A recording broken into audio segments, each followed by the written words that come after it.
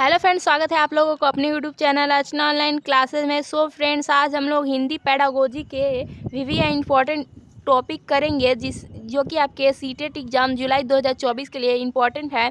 तो चलिए शुरू करते हैं टॉपिक को। इससे पहले अगर आप लोग चैनल पे नए होंगे तो चैनल को सब्सक्राइब कीजिएगा, वीडियो पसंद है वीडियो को लाइक कीजिएगा, अपने दोस्तों के साथ शेयर कीजिएगा। तो यहाँ पे हमारा टॉपिक है कि व्याकरण अनुवाद विधि। व्याकरण अनुवाद विधि क्या है? तो यह विधि 19वीं शताब्दी के अंत तक परंपरागत और मान्य विधि के रूप में प्रचलित है।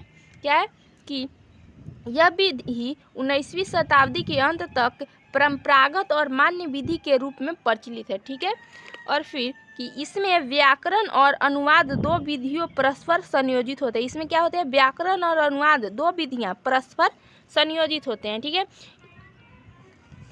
इस विधि में बच्चे लक्ष्य भाषा पढ़ना सीखना और सीख लेते हैं, परंतु बोलने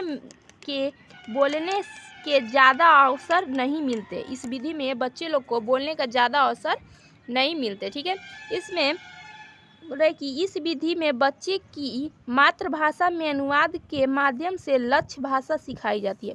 इस विधि में क्या होता है? बच्चे लोग की मातृभाषा के एथी में मदद से उन लोगों को लक्ष्य भाषा सिखाई जाती है। ठीक है। इसे हम लोग व्याकरण अनुवाद विधि को अच्छे से समझते हैं तो कहता है कि यह विधि 19वीं शताब्दी के अंत तक परंपरागत और मान्य विधि के रूप में प्रचलित है। ठीक है। 19वीं शताब्दी के अंत तक परंपरागत और मान्य विधि के रूप में प्रचलित रही। ठीक है। 19वीं शताब्दी के अंत तक। ठीक है।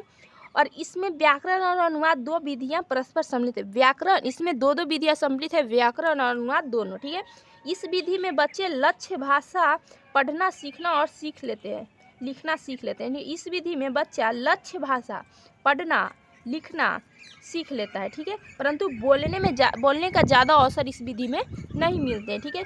इस विधि में बच्चे की मातृभाषा में अनुवाद के माध्यम से लक्ष्य भाषा सिखाई। इस विधि में क्या हो जाता है? बच्चे के मातृभाषा की मदद से उन्हें लक्ष्य भाषा सिखाई जाती है। ठीक है। अब प्रत्यक्ष विधि को जानते हैं। तीसरा, प्रत्यक्ष विधि। व्याकरण अनुवाद विधि को अनेक सीमाओं के कारण प्रत्यक्ष विधि का आविर्भाव हुआ है। ठीक है। व्याकरण अनुवाद विधि को अनेक सीमाओं के कारण प्रत्यक्ष विधि का आविर्भाव हुआ है। ठीक है। इसे मौखिक वार्तालाप विधि भी कहा जाता है। प्रत्यक्ष विधि को क्या कहते हैं? मौखिक वार्तालाप विधि भी कह सकते हैं। ठीक है। ये बोलता है कि इस विधि में शिक्षार्थी की मातृभाषा की मध्यस्थता के बिना अन्य भाषा सिखाई जाती है। क्या सिखाई जाती है? अन्य भाषा सिखाई जाती है। ये प्रत्यक्ष विधि। व्याकरण अनुवाद विधि को अनेक सीमाओं के कारण प्रत्यक्ष विधि का आविर्भाव हुआ है। इसे मौखिक वार्तालाप विधि भी कहा जाता है। क्या कहा जाता है? मौखिक वार्तालाप विधि, जिसमें बोलने का पूरा मौका मिल रहा है। ठीक है। इस विधि में शिक्षार्थी की मातृभाषा की मध्यस्थता के बिना अन्य भाषा सिखाई। उसमें था कि मातृभाषा की सहायता से भाषा क्या बोलते हैं उसको, लक्ष्य भाषा सिखाई जाती है, परंतु इसमें है कि बच्चे की मातृभाषा के बिना उन्हें अन्य भाषा सिखाई जाती है। ठीक है। इसके साथ हमने हिंदी पेडागोजी के व्याकरण अनुवाद विधि और प्रत्यक्ष विधि दोनों सीख जाना फ्रेंड्स। तो कॉन्सेप्ट क्लियर हो चुका हो तो वीडियो को लाइक कीजिएगा और अपने चैनल पर नए हो तो चैनल को सब्सक्राइब कीजिएगा और अपने दोस्तों के साथ शेयर कीजिएगा। और किसी भी तरह का दिक्कत हो तो कमेंट कीजिएगा। Thanks for watching my video. Bye bye.